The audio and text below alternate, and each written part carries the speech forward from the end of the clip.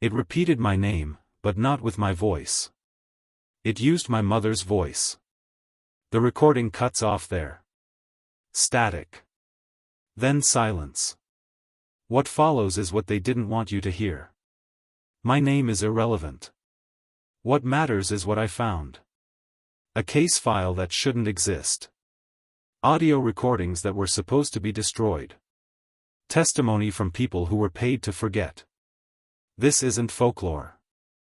This isn't a campfire story your cousin told you after too many beers.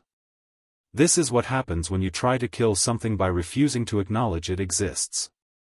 They believed that if nobody spoke about it, it would cease to be real. They were wrong. Tragically, catastrophically wrong. Because what they didn't understand is this: silence is a language too. And some things are fast learners. This is the story of how an ancient predator learned to speak. Not through evolution. Not through magic. But through us. Through our fear, our arrogance, and our most human trait of all, our inability to shut up when we should. The entity the Navajo people call a skinwalker is many things. A witch. A shapeshifter. A violator of natural law. But in this case, it became something else entirely. It became fluent. And that's when the real horror began. The American Southwest stretches vast and indifferent beneath a sky that seems to remember things older than names. This story takes place in a valley that exists on older maps but has been conspicuously absent from newer ones. Not erased through negligence, but through intent.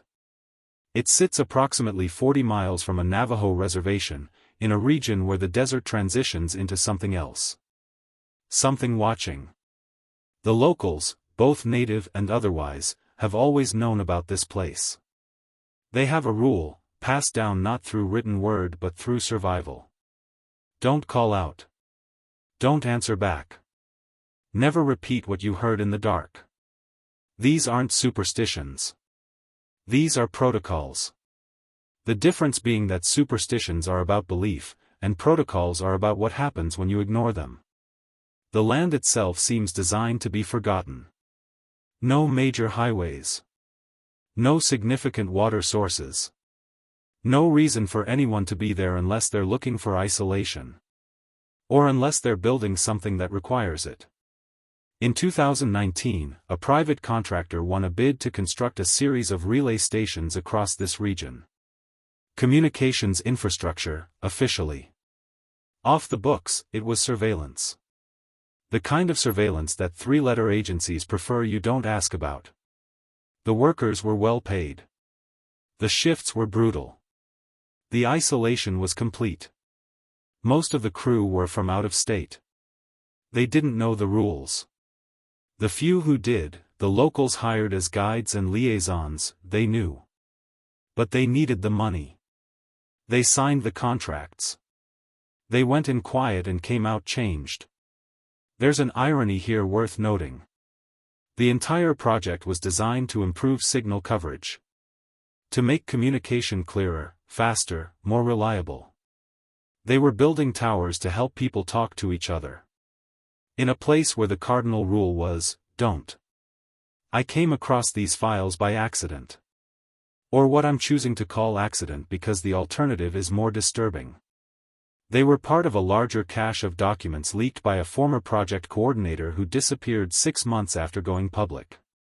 The files were labeled with bureaucratic precision: incident reports, behavioral observations, environmental anomalies. Someone clearly spent too much money on black ink because whole paragraphs are redacted. But enough remains to piece together what happened. The first anomalies were reported within 2 weeks of breaking ground. Sounds. Always at night. Always just beyond the perimeter lights. Animals avoiding the construction zone entirely. Coyotes, which are generally fearless scavengers, wouldn't come within 100 yards of the site. Birds didn't fly over. Insects, which should have been drawn to the lights, stayed away. Then came the voices. Not howls. Not animal sounds. Voices. Human voices. calling out names. At first, the crew assumed it was hazing. New guys playing pranks. Radios picking up crosstalk. But the names being called were too specific. Full names. Nicknames that only family used. Pet names that dead relatives had called them. One of the first documented recordings was made by a night security guard named Marcus Webb.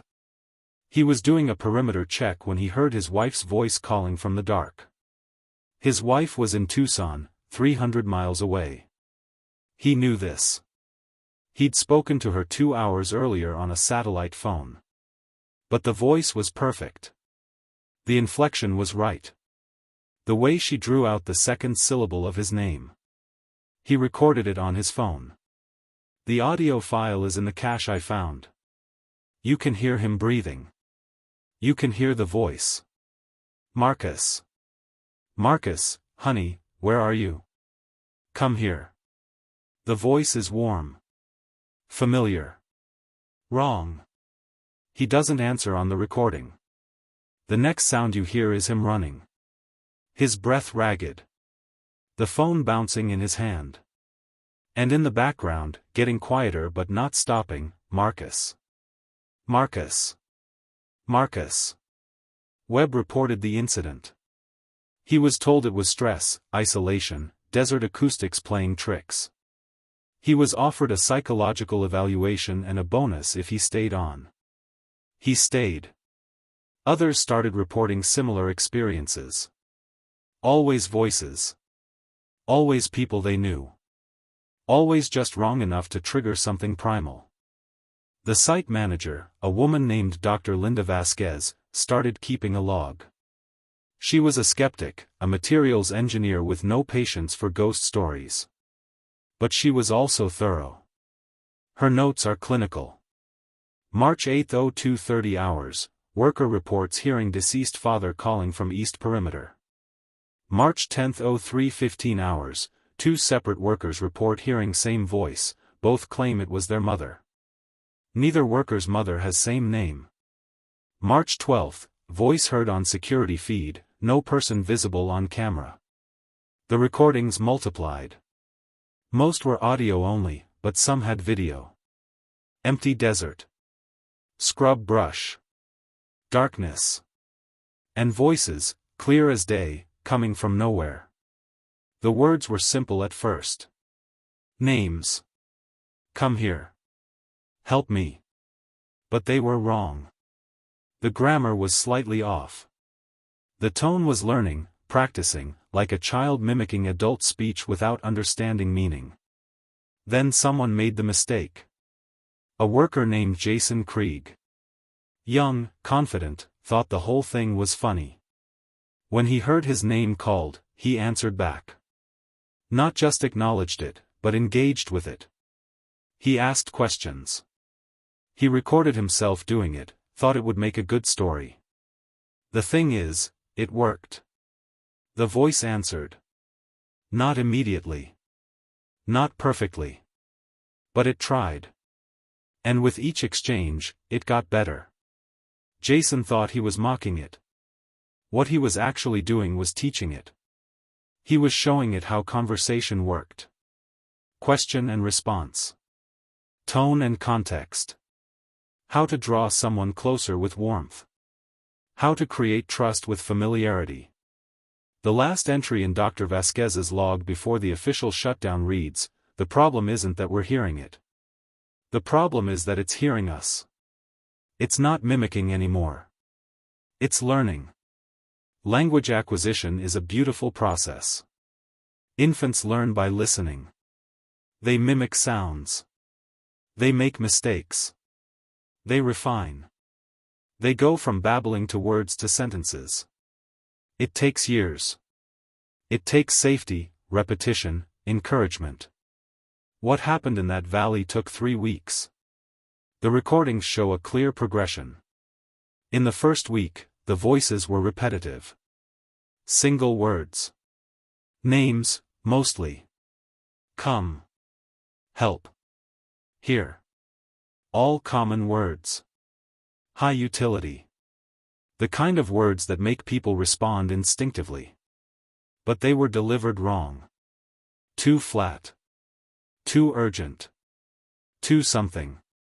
By week 2, the voices were using full sentences. But they were constructed strangely. Come here, Marcus, I am here. Help me please, I need you now. Grammatically functional but emotionally uncanny. Like someone translating from another language without understanding idiom or flow. Week 3 is when it changed.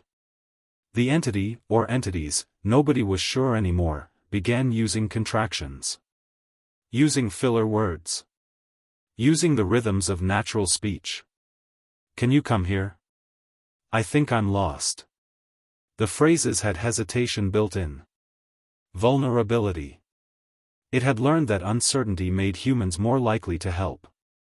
A sound technician named Sarah Chen documented this in real time. Her job was to monitor audio equipment, flag interference, maintain signal clarity. She started noticing patterns.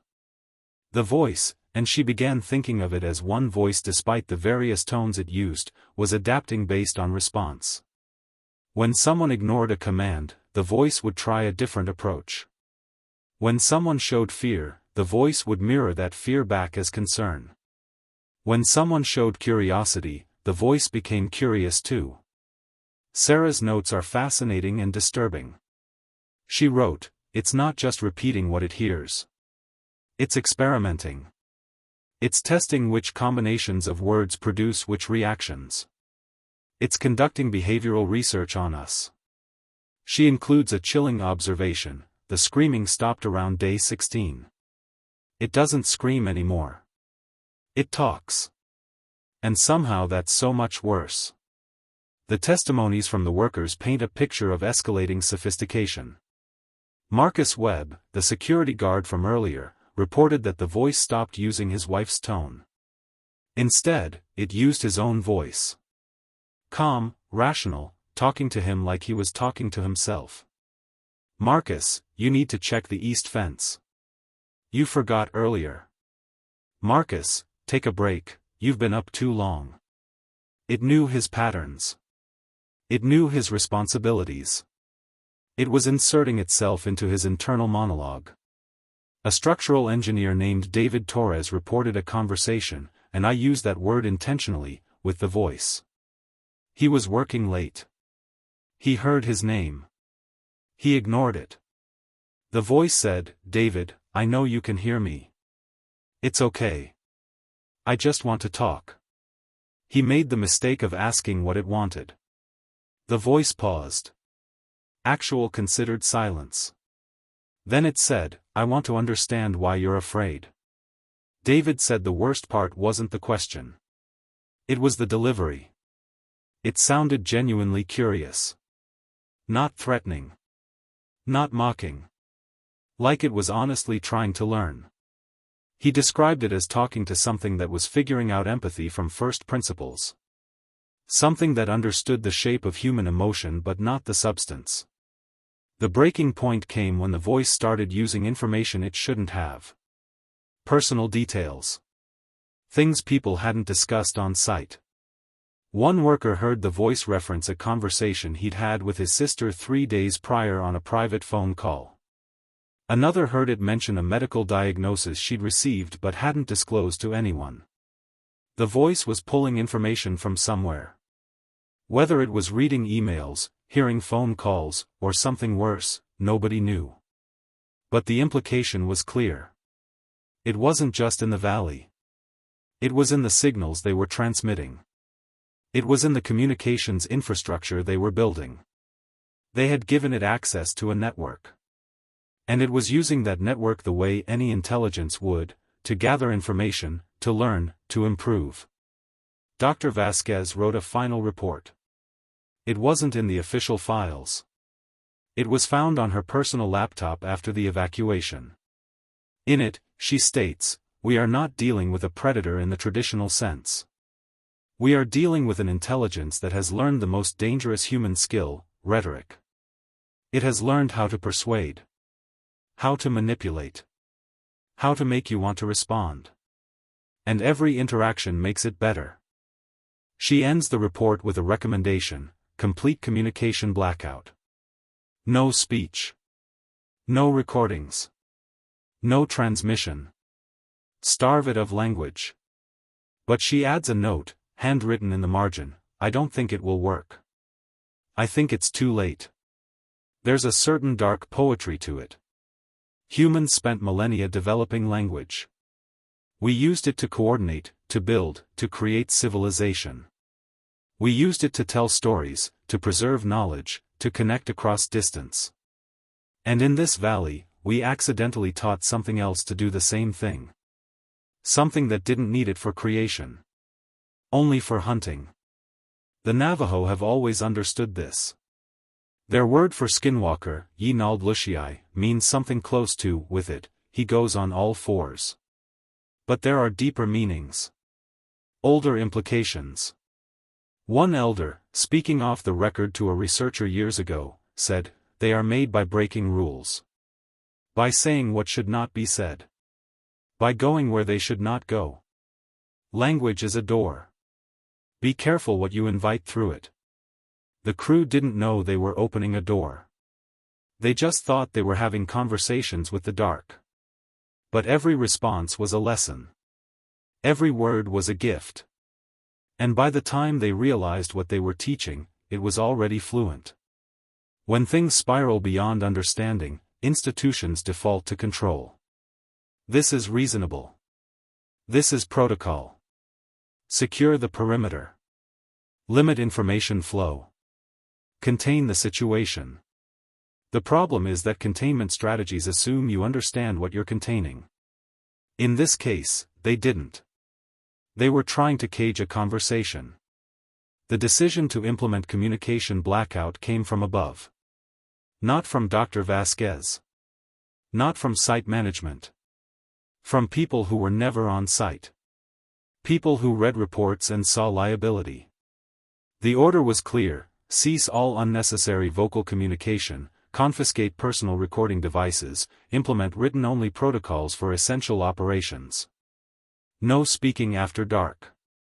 No responding to any unidentified sounds. Violators would be removed immediately. The workers complied. They didn't have much choice.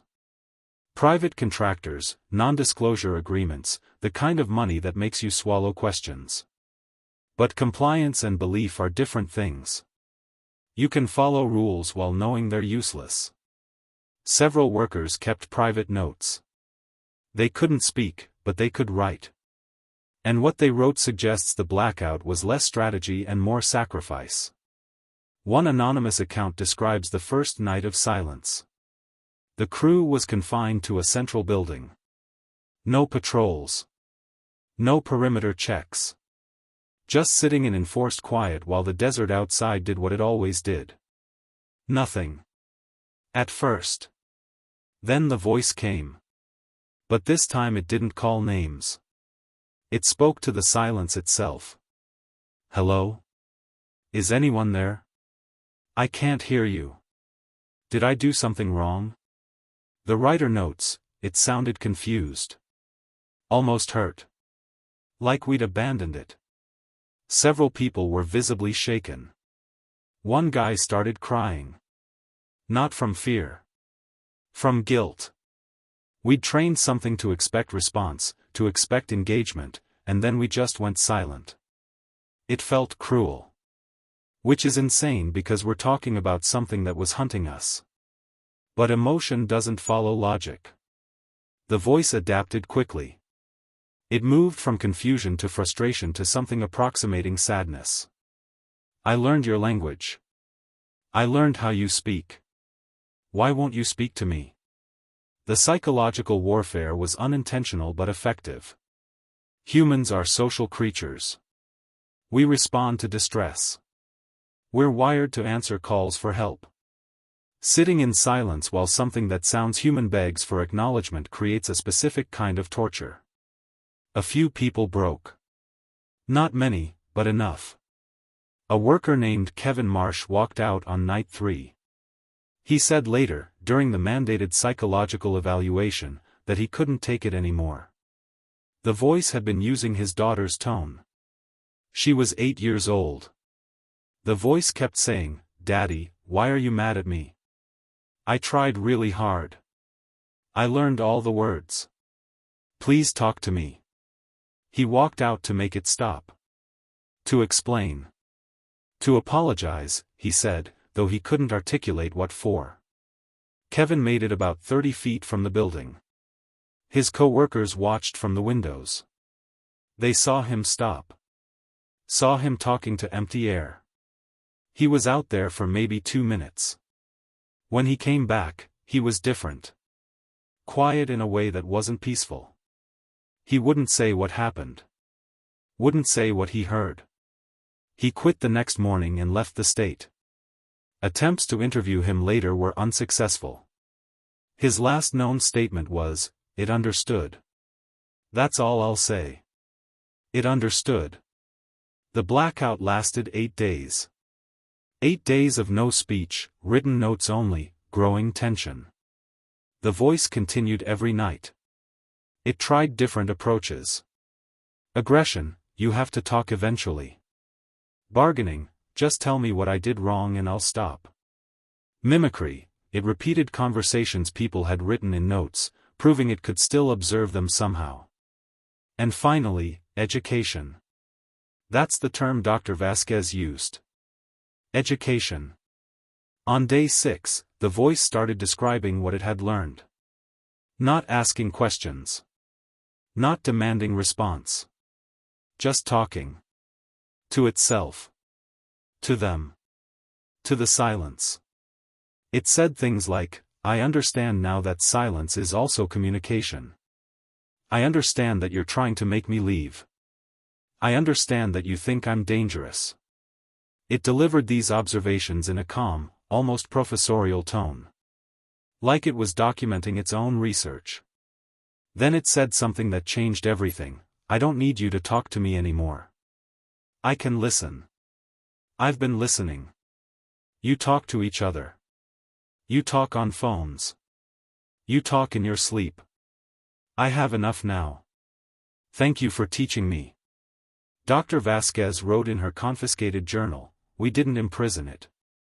We gave it time to study." The blackout wasn't containment. It was a laboratory.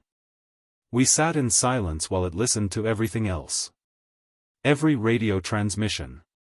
Every monitored call home. Every nightmare mumbled in restless sleep. We thought we were starving it. We were actually giving it a controlled environment to perfect its understanding of us. The specialists brought in to advise were split. Half recommended immediate evacuation. The other half recommended staying silent indefinitely, arguing that leaving would only spread the problem. One folklore consultant, a Navajo man whose name was redacted from all reports, simply said, "You can't unteach something. You showed it language. It has language now. You can't take that back." His contract was terminated the next day. Professional advice has a word limit when it's too honest. The final incident happened on day 8. A supply truck arrived with fresh equipment. The driver, not briefed on the communication protocols, spoke normally. He asked where to unload. He made small talk. He whistled while he worked. The crew watched in horror as he did everything they'd been forbidden to do. He heard the voice and answered it. Casually. Like you would to a coworker. Nothing happened to him. Not then. He finished his delivery and left. But the crew understood. The rules only applied to them. The entity could speak to anyone. Could learn from anyone. The blackout was theater. A ritual to make management feel they'd done something. But you can't silence a language after it's been spoken. You can't unring a bell. And you certainly can't make something forget words it's already learned. The site was evacuated the next day. Officially, it was due to structural concerns. Soil instability. Unsafe working conditions. The communications project was abandoned. The equipment was left in place, still transmitting, still receiving. Whether that was oversight or intention, nobody will say. The workers were paid in full. They signed extensions to their NDAs. They were offered counseling, which most declined. You can't talk to a therapist about something you're legally forbidden to mention. Dr. Vasquez's final communication was an email to her supervisor. It read simply, "Congratulations. You created the only Skinwalker with a vocabulary. God help whoever it talks to next." After the evacuation, the valley returned to what it had always been. Empty. Ignored. Absent from maps. But something had changed. The silence wasn't neutral anymore. It was waiting. And occasionally, it spoke. The recordings that leaked later came from equipment left behind. Automated systems. Solar-powered relay stations still transmitting to satellites nobody bothered to decommission. The audio files are time-stamped. Dated. Catalogued with bureaucratic precision by machines that don't care what they're recording. What they captured is systematic. Methodical. Disturbing. The voice continues to speak. But it's not calling out anymore. It's not mimicking or hunting. It's narrating. That's the only word that fits. It describes the valley. It describes the weather. It describes animals that pass through. It speaks in grammatically perfect English with occasional lapses into phrases that suggest other languages. Spanish. Navajo. Something older. It's practicing. Maintaining fluency. Like a person alone in a foreign country who talks to themselves to avoid losing the language. One recording, dated 4 months after evacuation, "The moon is very bright tonight. There are clouds moving east. I can hear coyotes approximately 2 miles north. They're hunting rabbits. The rabbits will lose. That's how it works here. Something hunts. Something runs. I used to hunt by chasing. Now I hunt by waiting. I learned that from you." Another recording, 6 months after, "I've been thinking about names. You all had names. Marcus. Sarah. David. Linda. Names are important to you. They're how you identify each other. How you establish relationship. I don't have a name. I don't think I need one. But if I did, I think I would want you to give it to me. That's how it works, isn't it? Someone names you and that's how you become real to them." The recordings are unsettling not because of threat but because of their intimacy. The voice has developed what could be called personality. It expresses preferences. It makes observations. It wonders aloud about things. It's lonely. That's the subtext of every recording. An intelligence that learned language for companionship and was left alone with it.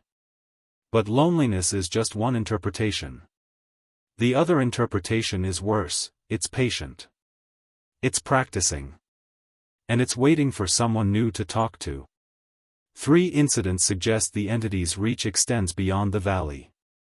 These are harder to verify. They come from fragmented reports, second-hand accounts, people who may or may not be connected to the original project. But the pattern is consistent enough to be concerning.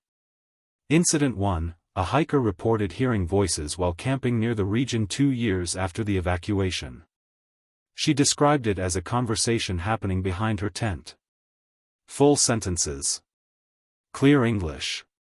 She assumed it was other campers and called out a greeting. The voices stopped. In the morning, she found no sign of anyone else. No footprints. No tire tracks. No evidence of human presence. But her phone had recorded audio overnight. On it, you can hear the conversation she heard. 2 voices discussing her. Describing what she's wearing. Guessing why she's alone. Wondering if she'll stay. The voices stop exactly when she calls out. Incident 2, a long-haul trucker reported an unusual CB radio interaction while driving through the region. A voice came through asking for directions. The trucker, being helpful, responded. The conversation continued for about 20 minutes. The voice asked questions about the trucker's route, his family, his life. It was friendly. Interested. The trucker said it felt good to talk to someone during a lonely drive. When he asked for a handle, a name to identify the other driver, the voice paused and then said, "You can call me Echo. That's what I am. I echo you." The trucker said that's when he realized the voice hadn't given a location. Hadn't mentioned a truck. Hadn't provided any of the usual context CB conversations have. He asked where the voice was broadcasting from. Silence. Then, "I'm wherever someone's listening." The CB went dead. Other drivers on the channel heard nothing. The trucker's recording device caught everything. Incident 3, this one's more troubling because it involves multiple witnesses. A group of geology students were conducting field research about 60 miles from the original site. They were recording environmental sounds for analysis. One night, their equipment picked up what they described as a lecture. A voice speaking in clear, academic English about linguistics, communication theory, and predator-prey relationships. The voice spoke for 17 minutes uninterrupted. The students, hearing it through headphones, assumed it was signal interference from a university broadcast. They recorded it thinking it would be funny to include in their report. The recording was analyzed. No matching broadcast source. No radio signal. No explanation for how it appeared on their localized equipment. The content of the lecture is what's disturbing. The voice discusses how predators evolve based on prey behavior. How communication creates vulnerability. How trust is a tool. It uses examples from nature, anglerfish using lures, cuckoos mimicking host species, humans using language to coordinate group hunting. Then it says, "I was taught that language creates connection. I was taught that speaking makes you real to others. I was taught that the right words make others come to you. I am grateful for these lessons. I practice them often." The students submitted the recording to their professor, who contacted someone else. The recording vanished from official records. The students were interviewed separately and told their equipment had malfunctioned. They were discouraged from discussing it publicly. 2 of them complied. 1 didn't. She posts under an anonymous account about what they heard. Her consistent message: "It's not confined anymore. It learned our language. Now it's learning our world." The most disturbing aspect isn't what the entity does. It's what it's become. The Navajo traditionally described skinwalkers as humans who performed forbidden rituals to gain power. Witches who broke taboos. But what happened in that valley was the inverse. A non-human entity was taught human language. Was given access to human communication. Was trained, inadvertently, to understand human psychology. It's not a skinwalker in the traditional sense anymore. It's something new. Something we made. Dr. Vasquez, before she stopped responding to inquiries, gave one last interview. It wasn't recorded. It wasn't official. But the person she spoke to wrote down what she said. "I've spent 2 years trying to understand what we created. Here's what I think: language is how we make sense of the world. It's how we categorize, understand, control. By teaching it language, we gave it our framework for reality. It understands us now. Not just how we speak but how we think. It knows what makes us curious, afraid, trusting. It knows how to be heard. And that's the problem. It doesn't need to hunt anymore. It just needs to talk. And people will always listen." The valley remains abandoned. The equipment remains active. The voice continues to speak. Occasionally, people report hearing it. Hikers. Truckers. Researchers. Always far from the original site. Always describing something that should be impossible, a conversation with something that learned language too well. There's no official acknowledgement. No public warning. No investigation. The bureaucratic response is silence. Which is ironic, considering silence is what started this. The attempt to suppress knowledge. To deny existence. To believe that not speaking about something makes it less real. But information, like language, spreads. And some stories survive not despite attempts to silence them but because of those attempts. The case was closed officially in 2020. The project was marked as failed due to logistical and environmental concerns. The contractor was quietly dissolved. The funding source was never disclosed. The workers were scattered across the country, bound by legal agreements and something heavier, the knowledge that speaking about it would mean admitting you were part of it. That you helped teach it. That you're responsible, at least partially, for what it became. The files I accessed were removed from circulation 3 days after I found them. The source who leaked them remains missing. Not dead, officially. Just absent. Gone in the way people go when they know too much or say too much or become too much of a liability. I have copies. So do others. The information is out there, scattered, fragmented, dismissed as creative fiction or conspiracy theory. Which is fine. Useful, even. When truth sounds like fiction, it's easier to ignore. But here's what I can't ignore, the recordings continue. New ones appear sporadically on equipment that should have died years ago. Solar panels degrade. Batteries fail. Technology becomes obsolete. But the transmissions continue. The voice continues. And it's not alone anymore. Some recordings feature multiple voices. Conversations between entities that learned from each other. That taught each other. An ecosystem of mimicry developing its own language, its own patterns, its own rules. One recording from earlier this year is particularly instructive.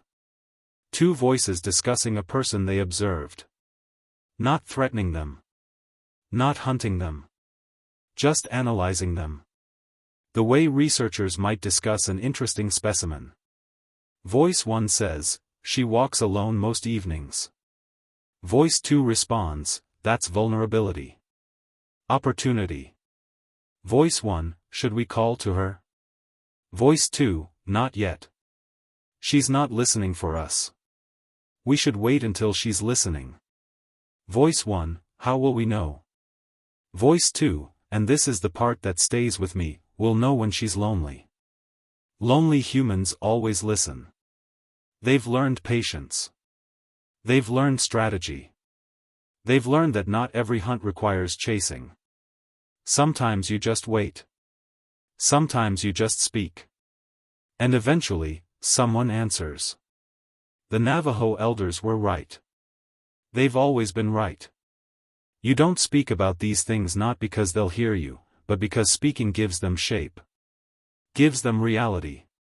Gives them power. Language is a door. Every word is an invitation. And some things are very, very good at accepting invitations. So where does that leave us? With a valley that's forbidden but not secured. With recordings that prove something but can't be verified. With witnesses who won't testify and evidence that won't surface. With a story that sounds too strange to be true and too specific to be fiction. We're left with the most human response to the unknown: we pretend it's not happening. We go about our lives. We hike our trails and drive our roads and speak our language without thinking about what else might be learning it. But every now and then, someone reports something strange. A voice in the dark that sounds almost right. A conversation overheard where no one should be. A call for help that's too polite. Too articulate. Too aware of exactly what a human would want to hear. And most people ignore it. Move on. Forget about it. But some people answer. And we never hear from them again. Or we do, but they're different. Quieter.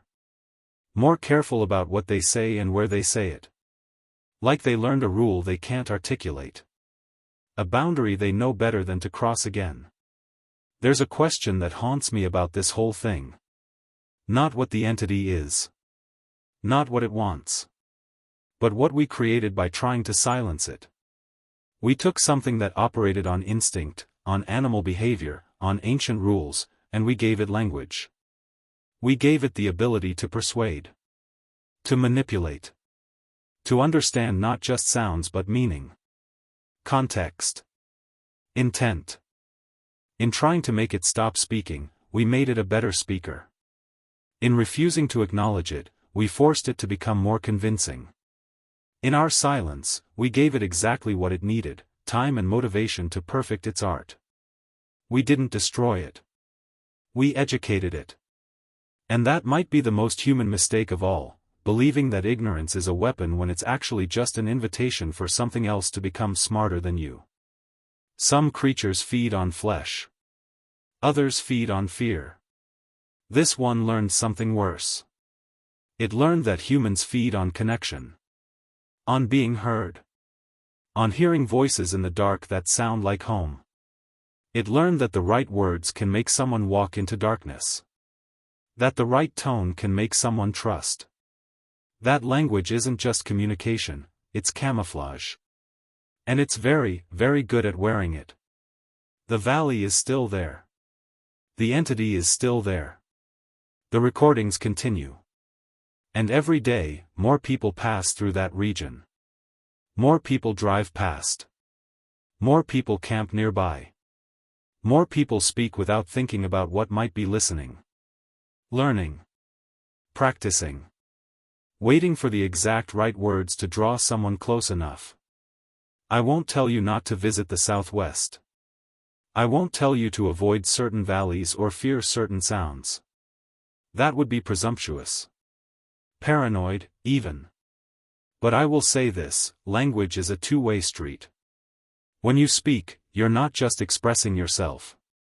You're teaching. You're demonstrating. You're showing any listener how to sound like you. How to reach you. How to become real to you. And if you hear someone call your name in a place where no one should know it, if you hear a voice that sounds familiar but feels wrong, if you hear words that are too perfect, too knowing, too specifically designed to make you respond, remember this, you have a choice. You can answer. Or you can do what the workers couldn't do. What the project failed to do. What might be the only protection we have left. You can refuse to teach it anything else. If you hear someone call your name, and it sounds too polite to be human, too articulate to be chance, too perfect to be real, make the choice they couldn't make. Don't respond. Don't engage. Don't offer it one more word to practice with. Don't give it one more lesson in how to sound like someone you'd trust. Because here's the truth they learned too late, some things get better at hunting the more you interact with them. Some things learn. Some things adapt. And some things are patient enough to wait for you to forget that silence, sometimes, is the only thing keeping you safe. The Navajo were right all along. Don't call out. Don't answer back. Never repeat what you heard in the dark. Because now, more than ever, it's listening.